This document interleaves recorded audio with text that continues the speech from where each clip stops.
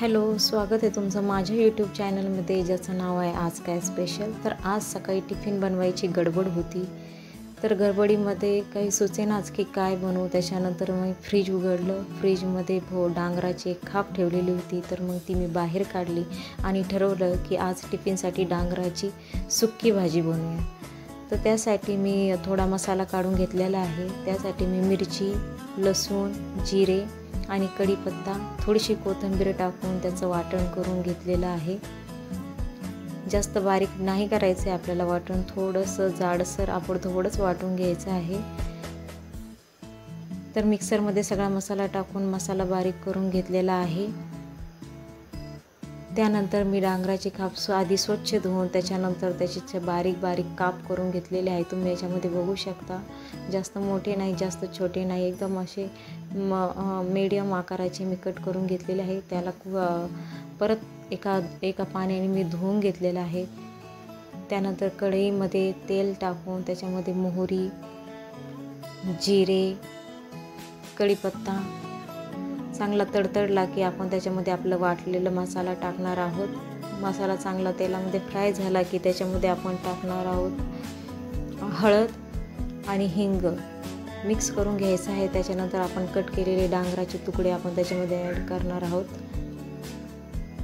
आणि व्यवस्थित मिक्स करून घेणार आहोत। त्यानंतर चवीनुसार मीठ टाकायचं आहे आणि 5 ते 10 मिनटं भाजी झाकण ठेवून शिजू द्यायची आहे। त्या पाण्याचा वापर अजिबातही करायचा नाही आहे। अशी सुक्की भाजी खायला खूप छान लागते। तुम्ही चपातीबरोबर खाऊ शकता, भाकरीबरोबरही छान लागते। जर तुम्हाला माझे व्हिडिओ आवडत असेल तर माझ्या व्हिडिओला लाईक करा, शेअर करा, सबस्क्राईब करा आणि कमेंट करायला विसरू नका। आता आपली भाजी तयार आहे। तुम्ही एकदा नक्की ट्राय करून बघा, तुम्हाला ही भाजी नक्की आवडेल। अशाच नवनवीन रेसिपी तर माझ्या चॅनलला सबस्क्राईब करून घ्या। आता आपली भाजी व्यवस्थितपणे शिजलेली आहे। त्यानंतर मी चपात्या बनवण्यासाठी इकडे पीठ मळून घेतलेलं आहे व त्याचे छोटे छोटे बारीक असे गोळे करून घेतलेले आहे। चपाती ही व्यवस्थित लाटून घेतलेली आहे। आता तव्यावर मी चपाती टाकलेली आहे। चपाती व्यवस्थित दोन्ही बाजूने भाजून घ्यायची आहे। आपली चपाती अशी व्यवस्थित फुगलेली आहे, तुम्ही बघू शकता। चपाती दोन्ही बाजूने व्यवस्थित भाजून थोडं तेल लावून घ्यायचं आहे। आता आपली भाजी आणि चपाती इकडे तयार आहे। आता आपण टिफिन भरायला घेऊया।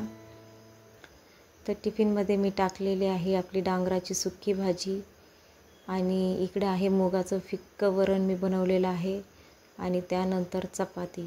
तर आपला टिफिन आता हा घेऊन जाण्यासाठी रेडी झालेला आहे। तुम्हाला ही रेसिपी कशी वाटली हे मला कमेंट करून नक्की कळवा। धन्यवाद।